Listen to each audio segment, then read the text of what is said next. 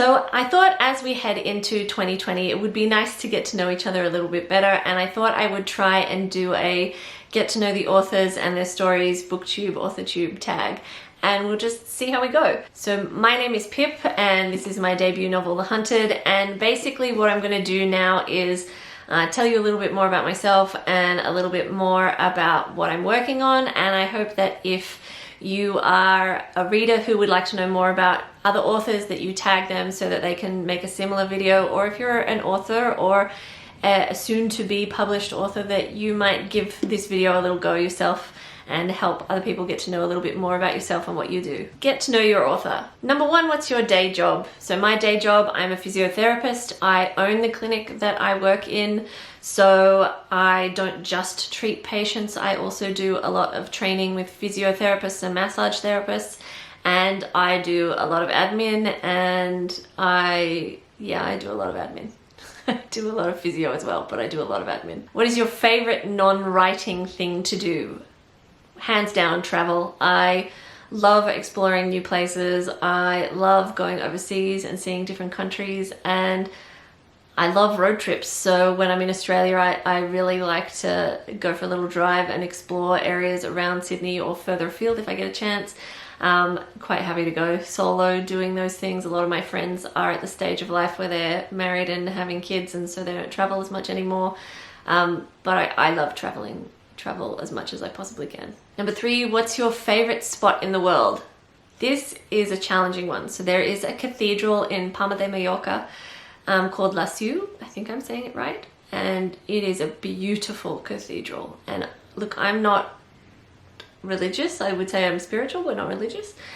And it is just so beautiful. And every time I go to Mallorca, I love going to this cathedral. I went to a midnight mass there one year on Christmas Eve when I was living in London, and it was so beautiful. I'm going to see if I can try and find a photo and put it up, but they had this enormously beautiful gold altar, and they just had these decorations hanging down from the ceiling, and it was just beautiful. And it was packed house on Christmas Eve, and it was really just lovely to be there for that. Another time when I was in Mallorca, I went go into the cathedral because one time I went there for 2 weeks and I was doing Spanish school, and so I'd go into the cathedral pretty regularly because I just find the architecture there just absolutely stunning. And I accidentally walked into a wedding, and I didn't want to be like disturbing, so I just sat down and like tried to blend into the pew. And it was a reasonably small wedding in a very big cathedral. And they had this choir singing a song, and I do have a video of it somewhere. I just don't know where it is, but I'm going to try and find it. But it was just the most hauntingly beautiful thing I have ever heard. So the cathedral in Mallorca, love it. The other two places I really love are in Iceland, and I've forgotten the name of one of them. I have a name in my head, but I'm like 85% sure that that is not the place that I'm thinking of. But in the north, there was this place that we got taken to on a bus stop, because I was basically just catching the local bus around the island, and you stop at various points, and they say we're going to be here for an hour, and so you wander off. And there was just this really beautiful spot that I just sat, and they had all these really teeny tiny flowers that were just, they were so small and so beautiful, and it was just a really lovely area. So if I can find some pictures and things, I will pop them up on the screen, and I will put the name of the place as well, because if you go to Iceland, go everywhere, because everywhere is amazing. Go to Landmannalaugar, go everywhere. The other place was, I sat on the edge of a cliff looking out onto the ocean on Jaime Island, which is more to the south. So it's an island where the puffins, the pufflings, the little baby puffins, there's a certain time of year where they're supposed to get attracted to the lights of the town, and they come into the city, and into the city, it's like a teeny tiny town on a volcano. Anyway, so the pufflings get drawn into the lights, and they run around the little town, and people gather them up and collect them in shoeboxes and look after them overnight, and then set them out into the water again the next day to send them on their way. And so I had deliberately timed my trip around the apparently fairly spot on time of year that this happens every single year, except this year they were late and so there were no pufflings, and so I was this lone person walking around the town at night looking for pufflings. Anyway, but there was this spot on the edge of the cliff that was just beautiful, and I literally sat there for hours just staring out into the ocean, and it was beautiful. So those are my favorite places in the world. Number 4, goals or things that you're hoping to do in 2020. So in April, am going to fly into Seattle, and then from there I have not quite a month but close to where I'm planning to do another road trip around national parks in the States, and I'm wanting to hit Yellowstone and Montana, and that's as far as I've gotten in the planning process. So if you have any suggestions, let me know in the comments below. So I'm looking forward to that, and I'm really hopeful that I'll get to travel a little bit more next year. The other thing I would really like to do, although it's unlikely, is I would like to, I think the Davis Cup final is in Spain, and clearly I love Spain. I've done the Camino de Santiago. I've been to Spain a number of times. I love Spain. So I would like to go to Spain and see the Davis Cup final, and I would very much hope that Spain would win the Davis Cup. But I would like to see, well, the trouble is the Armada, a lot of them have retired now or are in the process of retiring, and the ones that are left behind, I mean, it's still awesome. Like, who doesn't want to see Rafa Nadal play a Davis Cup final in Spain? But yeah, anyway, I would like to see that, and I'm hopeful that maybe next year, the end of next year, I could do that. I would like to get the second book of the Phoenix series, which is going to be called A Night Rises, which is due for publication on January 14th, out. And then in an ideal world, I would like to get a second book in the Phoenix series out. So books 3 and book 4. Book 3 I'm pretty much done. So I've done the first round of editing after the first draft, so I'm kind of done the early stages, and book 4 is in its early draft phases, and I really like to have the next book at least in first draft phase before I publish the one before. So I need to get a wriggle on with book 4 and get book 3 ready to go, and the editing process takes forever, so because I work full-time and because there's a limit to how much financial resources one human has. But so they're the main goals, so to travel a little bit more and to try and get 2 books published next year. So then this next series of questions are about your first published work. So mine will be about The Hunted, which is the first book of the Phoenix series. If you haven't yet published, just answer the questions in regards to the book that you're hoping to publish first. Number 1, did you do traditional publishing or did you do indie press or self-publishing, and why? So I'm going to keep this one short because I actually have done a video on this about the reasons why I chose to self-publish, which ultimately come down to creative control and retaining rights and being able to do it my way. And yeah, so I self-published. Number 2, how long did you work on your first book, or how long have you been working on it if you haven't published yet? I worked on The Hunted, or what became The Hunted, for 6 or 7 years. So A Night Rises and The Hunted and originally were one book, and then I was kind of like, this is ridiculous, there's too much is happening in one book, and I hadn't done enough world building and all of that sort of stuff, so they got split into 2 books, and then I went off and worked more on what became The Hunted, and built the world, developed the relationships more, put more detail in, and just thickened it up. But yeah, I've been working on it for a number of years. According to my computer, there were like 2 years where I didn't touch it. I know I was working on it when I moved to London in 2012, so maybe it's been more than 7 years. Anyway, and then I stopped for a while in 2013 because I wanted to have the fine details of everything done. So not just the plot, like the fine details, like in the Phoenix series, there's an underground city called the Hive, and you reference locations and different shops and places where people live, and I just wanted to be able to be consistent with those. So like one of the things I did was draw out a street map. So that's part of the reason why it took so long, was because I was going through in the fine detail and just making sure I had everything done. Number 3, who is your favorite character? So my favorite character is Miles. I kind of think of him as a lovable fuck up. So he's just a very sweet-natured guy. He's funny, he's playful, he is still in touch with his childhood curiosity and playfulness. He is not necessarily the best student in school, but he's a very loyal friend, and he's just I just like him. He's a great character. Number 4, what part of the process have you found most challenging? Editing.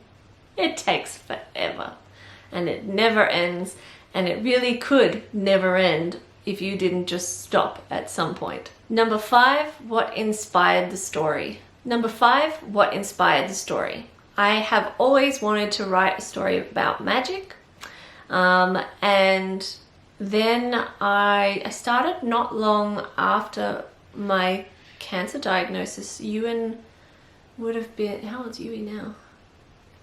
So, oh my god, it's been a while since I started this book. Okay, so my best friend had a son when she was 25. I was 25, and so that was 10 years ago. So I've been working on this book for 8 years then. 9 years, so okay, that maths is scary. Anyway, so Ewan was about 1 year old when I started working on this, and I wanted to write. It started out, the idea was it was going to be like a kid-ish book, like a kiddie's book, and he was going to be one of the main characters in it. It was going to be about magic, but he wasn't going to be the main character. And it very quickly became something that is not kiddie friendly at all, and it became a young adult, borderline new adult book, and much longer than Yui would read. And yeah, so it's, the idea started from wanting to write something for my best friend's son that he could read, that he could be a character in the book, because I mean, Ewan is spelt Y-U-I-N like it is in the book, and he's just a lovely little kid. And yeah, and it just, like, once I started trying to write out the characters and everything, it just became much bigger almost instantaneously. And yeah, so I just followed that, and that's how we ended up with the Phoenix series being born. And the final question is, did you put any nods to things in your life or people in your life or places in your life into your story? And clearly the answer is yes, because Ewan inspired the story, and there is a character called Ewan. There are, in the Hive, there are a number of street names or nods to people that are part of my life. So there's one street called Camperos Curve, and I had Dr. Camperos as an English teacher in high school, and she's just the most amazing example of a woman, an educated woman, and a strong woman that any person could possibly want. So that's a nod to her. There's Roseville Road in there, because I went to Roseville College. There are also loads of characters that have been named based on people in my life. So obviously Ewan is one of them. Ewan has a brother called Sachin, and so there is a character called Sachin the Great. There are, so I've done family trees for most characters in the book, and so some of my friends and things make appearances in the family trees. Yeah, so there's quite a few nods to things in my life. There are also other nods, like Aurora has a Huon Pine wand, and I love Huon Pine, and I have a piece of Huon Pine on my table, and that piece of wood actually inspired a lot of what went on when Aurora chose the wood ingredient for her wand. And William has a silver gum wand, and I love silver gums, and I really particularly love scribbly gums, because both of them, when they're in the bush en masse, they kind of give off this really eerie silver vibe on a tree. It's just beautiful, particularly if you see it with a little bit of mist or early in the morning. It's really very beautiful, but a scribbly gum wand doesn't sound that great, so I went with silver gum. So yeah, there are lots of nods to things in my life, in The Hunted and in the Phoenix series in general. Those are just a few of them. So So then the next couple of questions are about your next work in progress or the project that you're working on right now.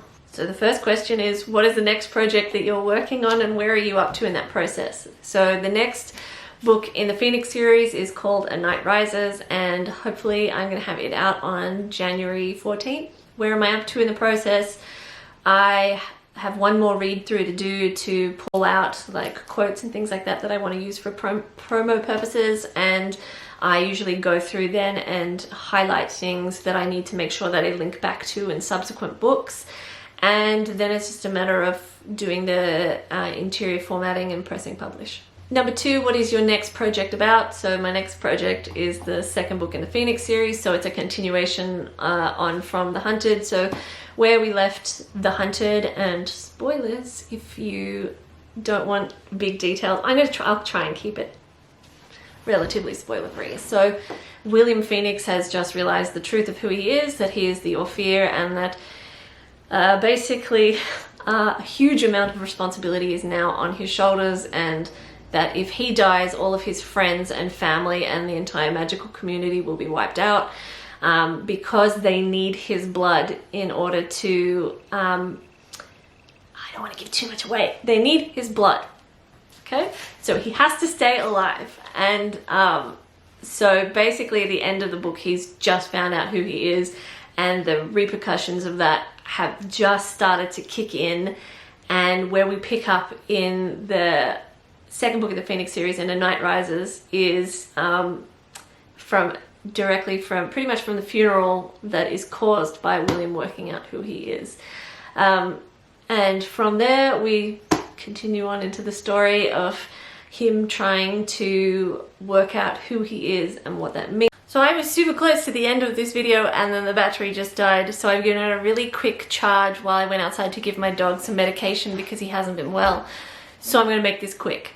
So I'm not exactly sure where it cut off, but basically book 2 in the Phoenix series, A Night Rises, picks up exactly where book 1, The Hunted, left off. So William is confronting who he is as the Ophir and as a man, and so are the other characters, and they're going to go through a lot in book 2. So hopefully you find it interesting and you check them out. The third and final question about your next project is, who is your favorite character in your next project and why?